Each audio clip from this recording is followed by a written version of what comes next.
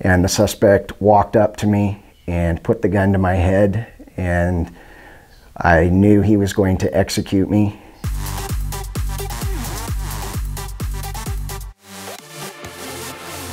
"22 years ago, I was shot 8 times during an off-duty shootout.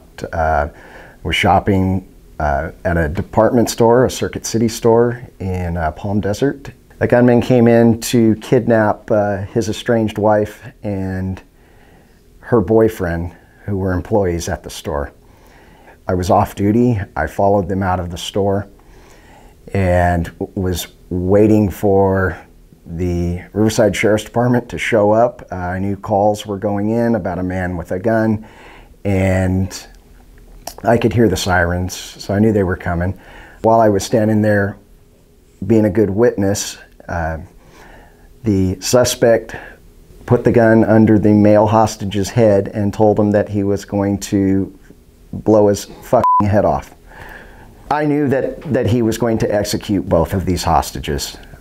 I intervened, demanded that he release the hostages. I had my pistol out, and there was a struggle between the female hostage and the suspect. They fell to the ground, and the suspect lifted her back up and hid behind her, used her as a shield, and immediately opened fire on me, striking me multiple times in the stomach.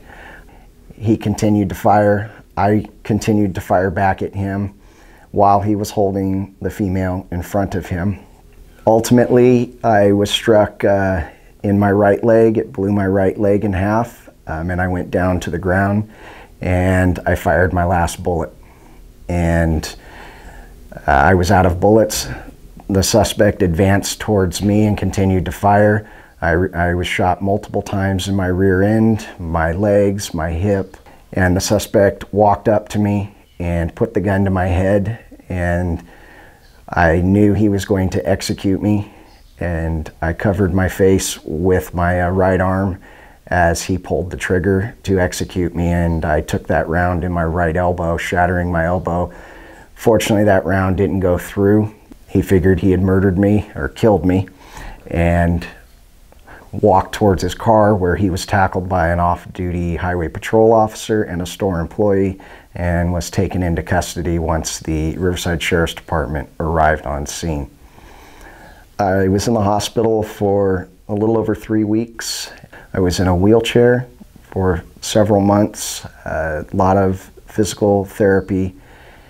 I was able to return back to work after 11 months and full duty, and where I continue to work on the Sheriff's Department as a sergeant. I'm now assigned to our training center. My motivation from that is I did everything that I could to survive, and I'm here now. I have a beautiful wife, a beautiful daughter, and I wouldn't have any of that if I would have just given up. There are officers that go to work each day, every single day. They put on a uniform, and they don't know if they're going to come home. They leave their house. They may never see their family again. It's a dangerous world out there, and the officers that go out and do this every single day are in fact my heroes. So each year we do this run. We hear about these amazing stories of heroism.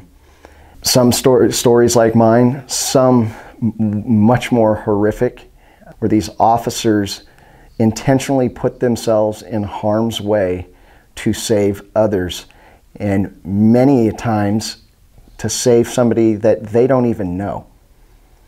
Just as in my incident, I didn't know these 2 people, but I was willing to step in and take a bullet for them, so to speak.